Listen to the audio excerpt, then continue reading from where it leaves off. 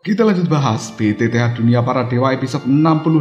Oke lah, nggak usah banyak mang-ming-mang, kita langsung masuk aja ke pembahasan.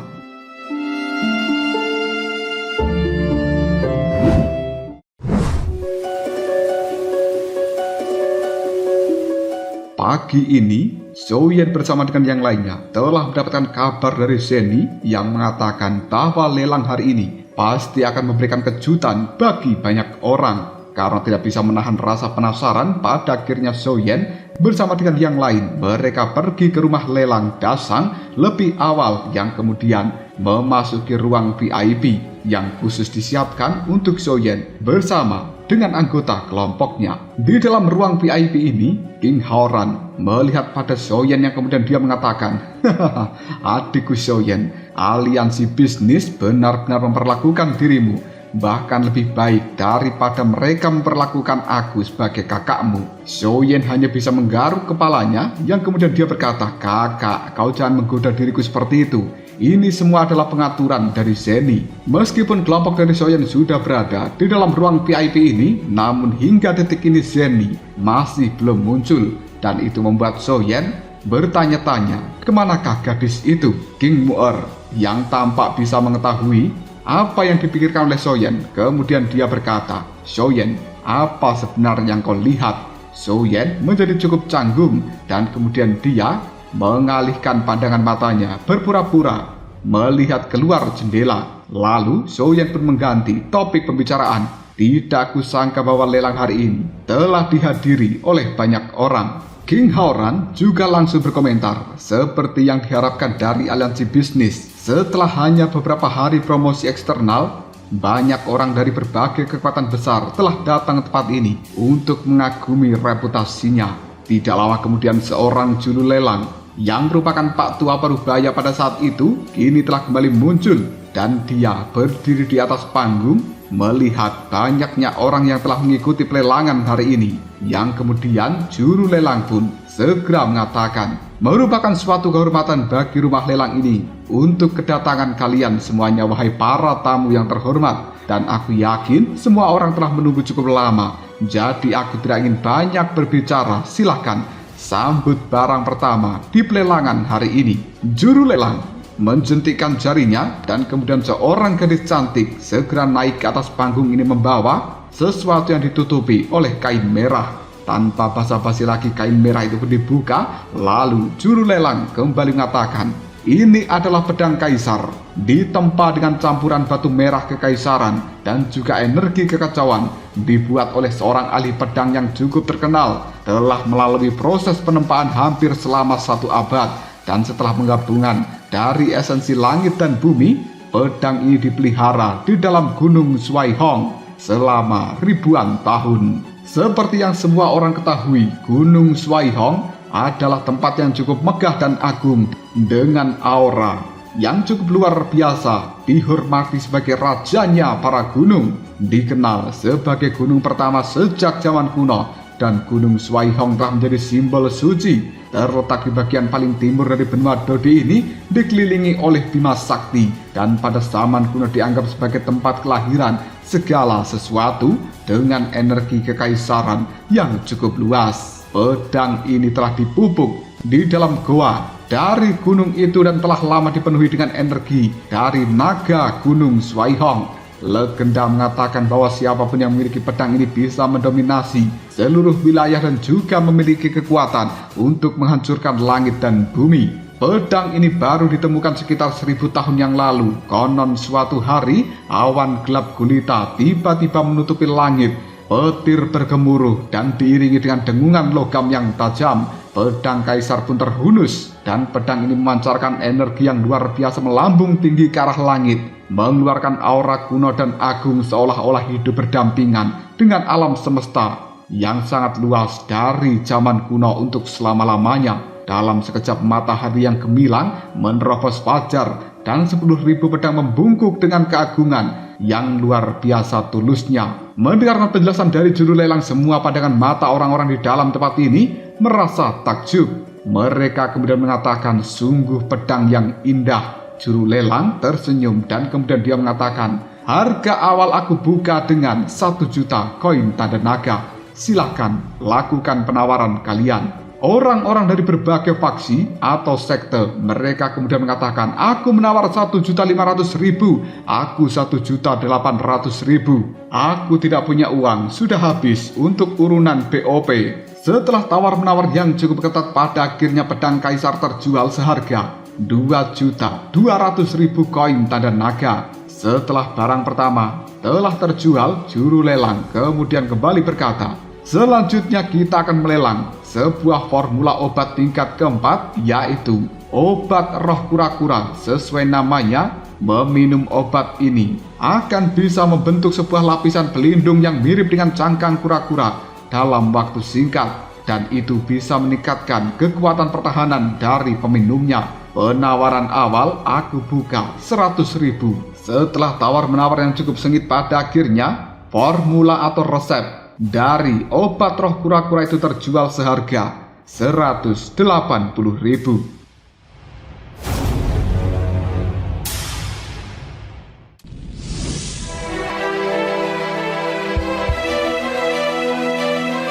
Pandangan mata Soyen dari dalam ruang VIP telah menyaksikan pelelangan ini dengan cara yang cukup antusias. Juru lelang kemudian melanjutkan barang lelang ketiga.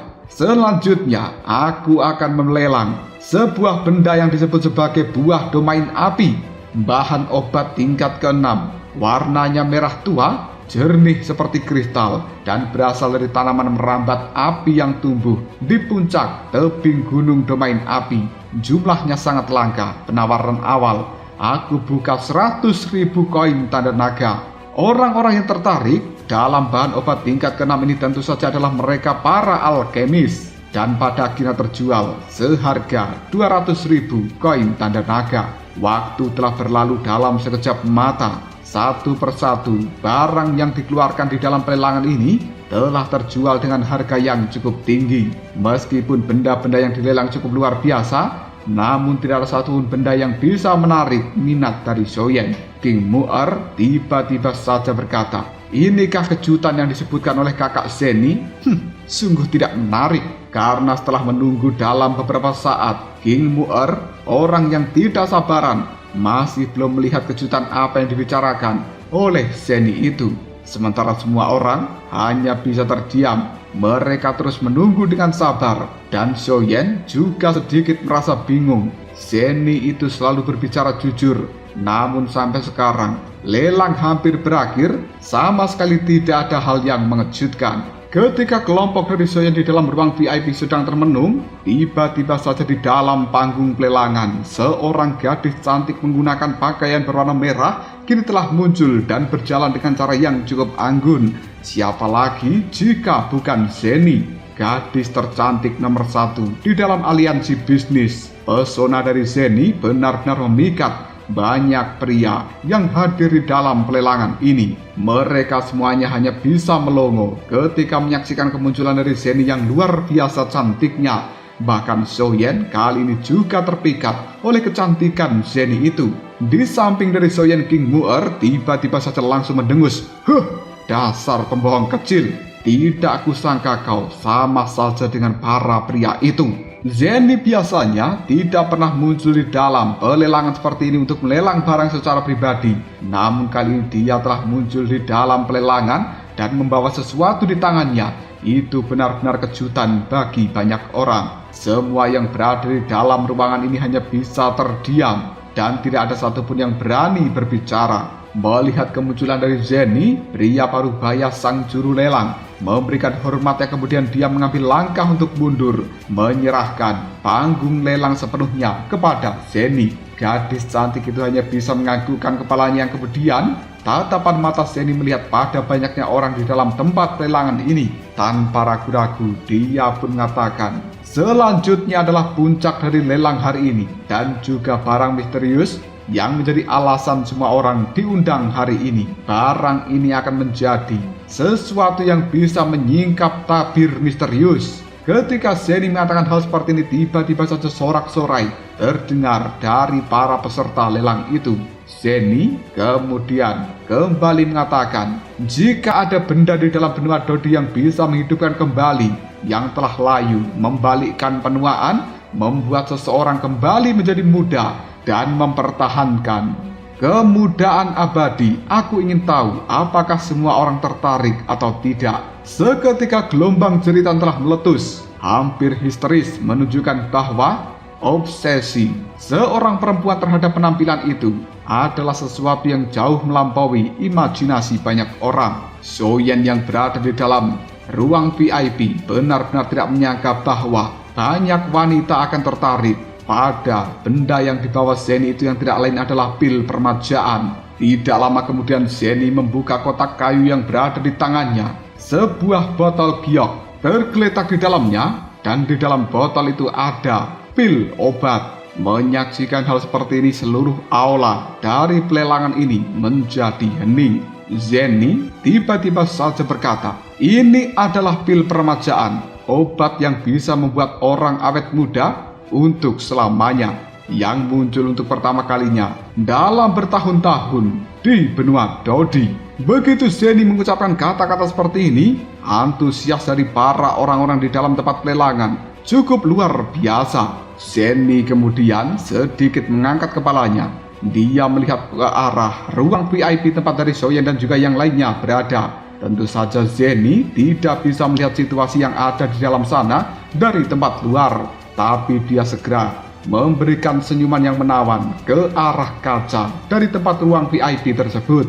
Soyen dan juga yang lainnya dari dalam ruang VIP jelas bisa melihat semuanya yang ada di dalam tempat pelelangan. Baru kemudian mereka menyadari bahwa kejutan yang dibicarakan Zeni adalah janji yang dia buat hari ini, membiarkan pil permajaan memicu gelombang antusiasme di dalam pelelangan. Soyen dan juga yang lainnya awalnya cukup meremehkan, tapi sekarang tampaknya kata-kata dari Zeni itu memang benar, bahwa banyak orang yang menginginkan pil permajaan.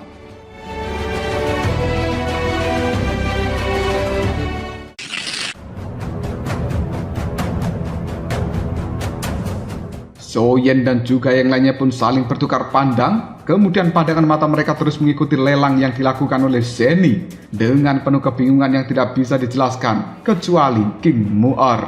Sebagai seorang wanita, tentu saja King Mu'er memahami daya tarik yang mematikan dari efek pil permajaan bagi para wanita, dan dia tampak seolah-olah sudah pernah melihat semua itu sebelumnya. Di tempat pelelangan, Zeni kembali berkata, "Aku buka harga pil permajaan dengan penawaran awal 1 koin tanda naga." Begitu kata-kata ini terucap, di seluruh aula kembali hening. Semua orang menatap Zeni dengan takjub dan juga tidak percaya. Zeni kemudian tersenyum, lalu dia memberikan penjelasan lebih lanjut. Obat ini sangat langka di seluruh benua Dodi selama puluhan ribu tahun dan belum pernah terlihat sebelumnya. Sekarang pil ini pertama kali diperkenalkan kepada publik di dalam tempat kami. Silahkan semuanya ajukan penawaran Anda. Seorang wanita cantik yang berasal dari klan Sucubus tiba-tiba saja berkata, "Bagaimana mungkin benda langka seperti itu hanya dijual dengan 1 koin tanda naga? Itu sama saja merendahkan benda yang sangat bagus. Aku akan menawar dengan 1 juta koin tanda naga." Klan Sucubus merupakan salah satu bagian dari ras iblis. Mereka terdiri dari wanita-wanita cantik yang cukup mempesona, unggul di dalam teknik memikat. Setiap gerak-geriknya memancarkan rayuan dan juga daya pikat yang luar biasa bagi klan Sucubus. Mereka sangat memahami arti dari kecantikan yang mempesona. Maka dari itu, dia langsung memberikan harga yang tinggi kepada pil permajaan. Karena tanpa sebuah kecantikan, bagaimana mungkin teknik pesona akan bisa digunakan dengan bebas? Adapun harga awal, yaitu 1 koin tanda naga, itu adalah sebuah lelucon untuk melihat reaksi dan juga antusias para wanita. Mereka juga tidak mungkin langsung percaya dengan harga yang serendah itu. Tawaran berikutnya datang dari seorang alkemis, wanita cantik berjubah putih, yang kemudian dia mengatakan, "Aku menawar 1.500.000. Alkemis wanita berjubah putih ini merupakan anggota dari Balai Pil. Sebagai seorang wanita, tentu saja alkemis ini juga tertarik. Seorang wanita cantik yang menggunakan jubah abu-abu tiba-tiba saja berkata, "Aku menawar 1.800.000. Mendengarkan kata-kata seperti ini, pemimpin dari klan Sucubus hanya bisa menyipitkan matanya. Dia tidak menyangka jika tetua kedua dari klan iblis hantu yang merupakan wanita berjubah abu-abu itu juga akan melakukan tawaran. Klan iblis hantu dan juga klan Sucubus selama ini saling bermusuhan. Tanpa ragu lagi, pemimpin dari klan Sucubus kembali berkata, "Aku menawar 2 juta." Alkemis wanita berjubah putih kembali melakukan penawaran 2.500.000. Tetua kedua klan iblis hantu, wanita berjubah abu-abu itu tidak mau kalah 3 juta. Pemimpin klan Sucubus juga tidak mau menyerah. 3.500.000, 3.800.000, 4 juta. Ketiga wanita itu saling berlomba-lomba untuk melakukan tawar-menawar dan tidak pernah mau kalah. Di tengah-tengah perdebatan itu, tiba-tiba saja terdengar suara dari salah satu ruang VIP yang paling terhormat. Di dalamnya ada Zhan Huan, seorang pria parubaya dari ras Yao, yang tiba-tiba saja langsung mengatakan, "Aku menawar dengan harga 6 juta. Alasan kenapa Zhan Huan ikut melakukan tawaran padahal dia adalah seorang pria, dikarenakan di dalam ras Yao miliknya ada nenek moyang ras Yao yang merupakan salah satu dari sedikit bintang 9 Dodi yang tersisa di dalam benua Dodi ini. Sebuah keberadaan seperti dewanya di dalam benua Dodi. Meskipun nenek moyang dari ras Yao telah lama bersembunyi dan keberadaannya juga cukup misterius, kabarnya juga jarang terdengar. Karena keberadaan dari nenek moyang ras Yao ini, tidak ada seorang pun yang berani menyinggung ras Yao sampai detik ini. Setelah penawaran menembus harga 6 juta, pada akhirnya seluruh aula tempat pelelangan ini menjadi sunyi untuk seketika. Namun detik berikutnya kehebohan kembali terjadi. Tetua kedua dari klan iblis hantu yang merupakan wanita berjubah abu-abu, pandangan matanya langsung melihat ke arah ruang VIP di mana pemimpin ras Yao berada di tempat itu. Tidak lama kemudian, tetua kedua dari klan iblis hantu segera mengatakan, "Aku menawar dengan 7 juta." Meskipun tetua kedua dari klan iblis hantu sekarang memiliki penampilan yang cukup garang seperti seorang wanita parubaya, tapi 10.000 tahun yang lalu dia adalah seorang wanita yang cukup cantik dan anggun. Hanya saja teknik kultivasi yang unik dari klan iblis hantu cukup istimewa. Semakin dalam kultivasi seorang kultivator, maka akan semakin buruk penampilannya. Justru karena alasan inilah klan iblis hantu tidak mau merasa sangat jijik terhadap klan Sucubus yang terkenal dengan para wanita-wanita cantiknya yang sangat menggoda.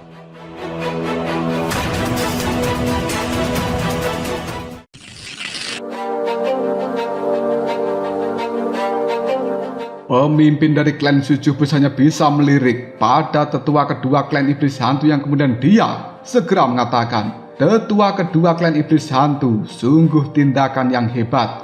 Kau sudah dalam keadaan seperti ini, seberapa banyak yang bisa disembuhkan menggunakan pil permajaan kecil itu? Sudahlah, jangan sia-siakan barang berharga seperti itu, karena mungkin tidak akan berguna bagi dirimu. Lebih baik kau menyerahkan saja kepada kami." Mendengarkan kata-kata seperti ini membuat tetua kedua klan iblis hantu cukup terkejut. Pandangan matanya menyipit dan menatap tajam pada pemimpin klan Sucubus. Lalu dia pun menimpali, "Lebih baik daripada seorang yang baunya tidak bisa diubah oleh apapun, bukan?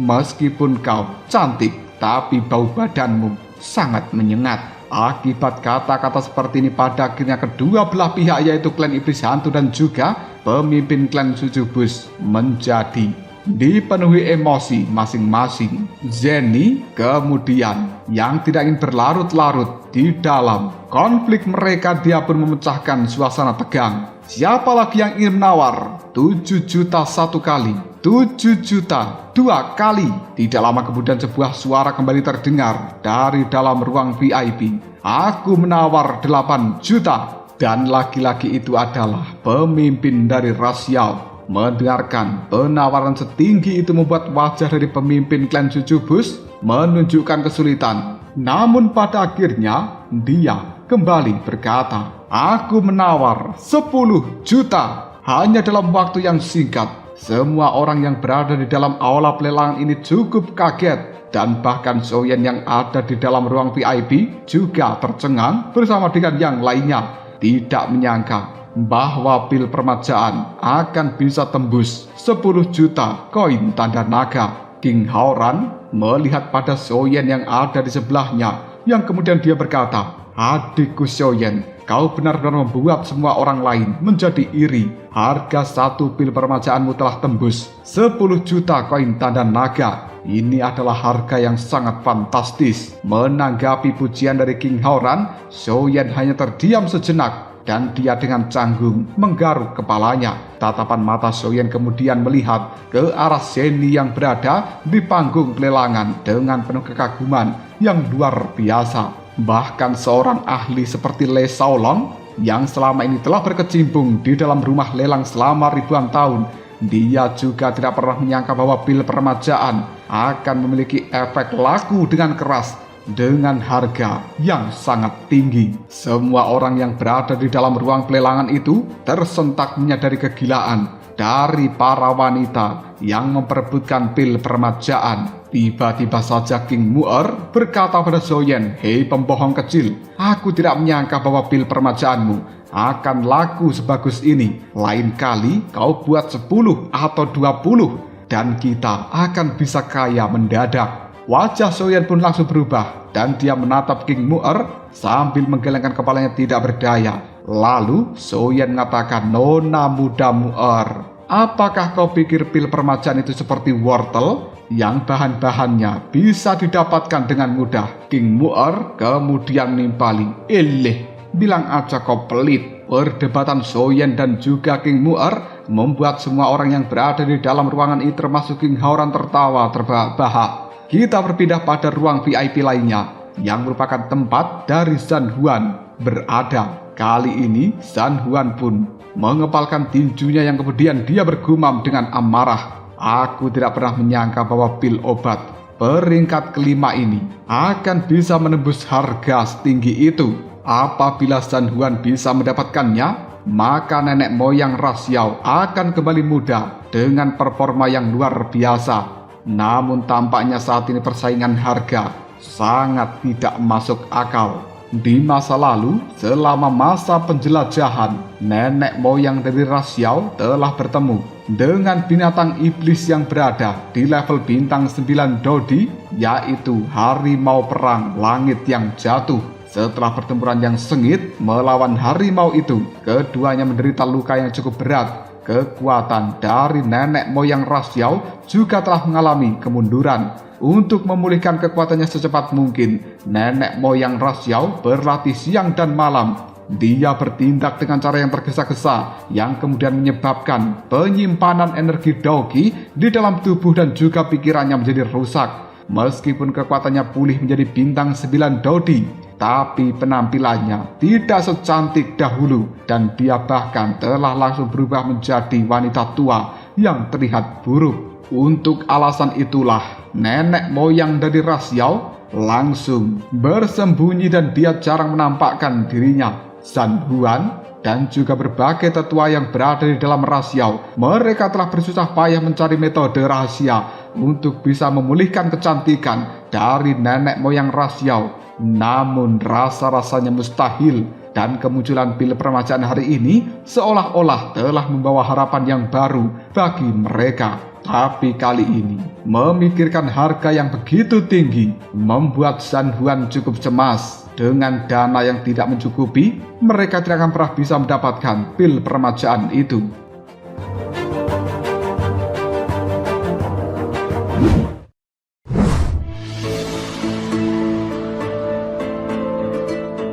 Zhenny yang berada di panggung pelelangan tiba-tiba saja berkata, "Apakah ada yang ingin menawar lagi?" Banyak orang hanya terdiam, menggelengkan kepalanya, yang kemudian Zeni kembali berkata, 10 juta pertama, 10 juta kedua. Siapa yang ingin menawar? Tidak ada lagi. 10 juta 3 kali. Selamat kepada pemimpin klan Sucubus, Anda memenangkan pil permajaan ini. Saat pengumuman itu disampaikan oleh Zeni, wajah dari pemimpin klan Sucubus menjadi memerah, dan sebenarnya dia hanya membawa uang 8 juta koin tanda naga. Dia tadi hanya bertindak dengan cara yang sembrono, dan sekarang dia benar-benar tidak tahu harus menjelaskan tentang apa. Wajahnya pucat, keringat dingin juga telah muncul di dahinya. Zeni menunggu respon dari pemimpin klan Sucubus dan hatinya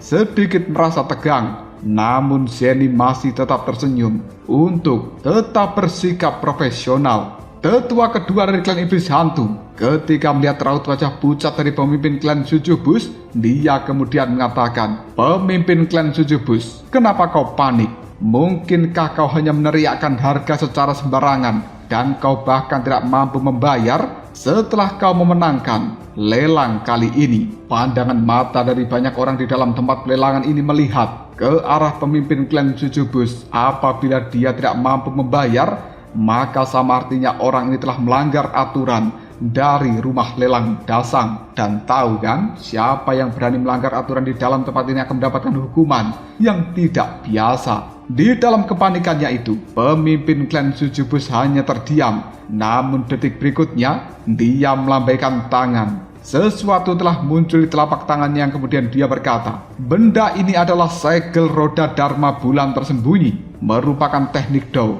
tahap Si tingkat dasar. Aku akan menjualnya seharga 2 juta koin tanda naga. Siapa yang mau, silakan bayar kepada diriku." Begitu kata-kata ini diucapkan, semua para peserta lelang ke dalam tempat ini langsung riuh. Melihat ekspresi wajah dari pemimpin klan Sucubus, mereka semuanya mengetahui bahwa orang ini memang benar-benar kekurangan uang, sehingga dia harus menjual teknik Dao tahap Si dengan harga murah 2 juta koin tanda naga. Padahal teknik Dao tahap Si itu adalah sebuah barang langka, dan harga minimalnya bahkan dihargai sekitar 3 juta koin tanda naga. Semua orang yang tertarik dengan teknik Dao itu pada akhirnya bergegas untuk melakukan tawar-menawar dan bersaing untuk bisa mendapatkan teknik Dao tahap Si dari pemimpin klan Sucubus, yang tidak lain adalah segel roda Dharma bulan tersembunyi.